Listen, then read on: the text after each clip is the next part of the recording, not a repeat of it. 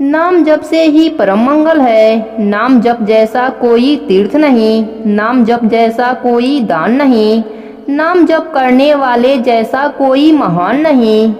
नमस्कार दोस्तों, आज मैं आपको ज्येष्ठ मास के कृष्ण पक्ष की अपरा एकादशी व्रत में सुनी जाने वाली गणेश भगवान की कहानी सुनाने जा रही हूँ। प्रेम से बोली गणेश भगवान की जय हो। सोनू की माँ रमा देवी गणेश भगवान जी के लिए तरह तरह के व्यंजन बनाती है और गणेश भगवान को चढ़ाती है। इसके बाद दोनों गणेश भगवान की पूजा करते हैं। फिर रमा देवी सोनू से कहती है, चलो थोड़ी देर बाहर होकर आते हैं।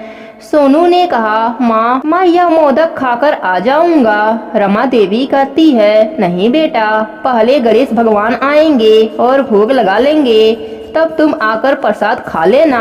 फिर माँ बेटे बाहर चले गए और दरवाजा बंद कर दिया। सोनू ने कहा, माँ मुझे गणेश भगवान की एक कहानी सुनाओ ना। रमा देवी ने कहा, अच्छा तो सुनो यह कहानी। देवी पार्वती गणेश भगवान से बहुत प्यार करती थीं। एक दिन जब गणेश भगवान आकाश में घूम रहे थे तो किसी ने उनके लिए लड्डू और मोदक बनाए। गणेश भगवान को मिठाइयों की सुगंध आ गई। फिर क्या था, गणेश भगवान एक छोटे से बच्चे का रूप लेकर उस औरत के पास आए जो उनके लिए मिठाइयाँ बनाई थी। बच्चे के रूप में गणेश भगवान ने उस औरत से कहा, माँ मैं बहुत भूखा हूँ, मुझे कुछ खाने को दे दो ना। तब औरत को उस बच्चे को देख बहुत दुख हुआ और गणेश भगवान के लिए उसने जो कुछ भी बनाया था सारा उस बच्चे को दे दिया। उसे देखकर बड़ा आश्चर्य हुआ कि उस बच्चे ने कुछ ही मिनट में सब कुछ चट कर लिया।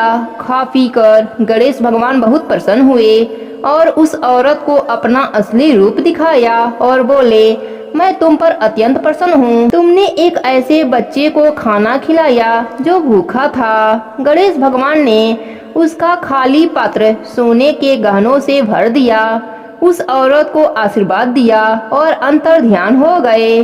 अब गणेश भगवान अपने निवास पर जाने लगे और अपनी माँ के बारे में सोच रहे थे। इसी बीच चंद्रमा जी गणेश भगवान को देखकर हंसने लगे और बोले, गणेश जी आप इतना इतना खाएंगे तो आपका पेट और बाहर निकल जाएगा। इस बात से गणेश भगवान क्रोधित हो गए और चंद्रमा को श्राप दे दिया कि तुम्हारी रोशनी समाप्त हो जाए।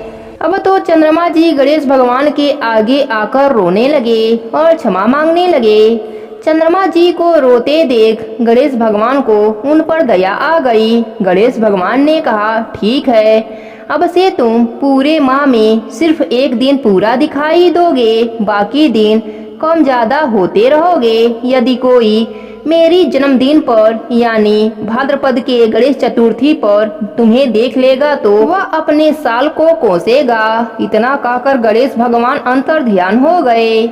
रमा देवी ने कहा, अब तुमने कहानी सुन ली। जो भी गणेश भगवान की कहानी कहता या सुनता है उसे गणेश भगवान का आशीर्वाद प्राप्त हो जाता है। इसके बाद दोनों माँ बेटे घर का दरवाजा खोला और अंदर गए। घर के अंदर बर्तन से मोदक और लड्डू गायब हो चुके थे और उनके जगह सोने के आभूषण आ गए थे। माँ बेटा दोनों आश्चर्यचकित रह गए। दोनों कहने लगे, जय विनायका गणपति बप्पा मोरया।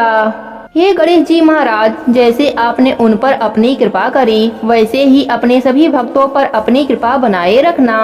सबके व्रत को पूर्ण करना, कहानी अधूरी हो तो पूरी करना, पूरी हो तो मान रखना। प्रेम से बोलिए गणेश भगवान की जय हो, विष्णु भगवान की जय हो।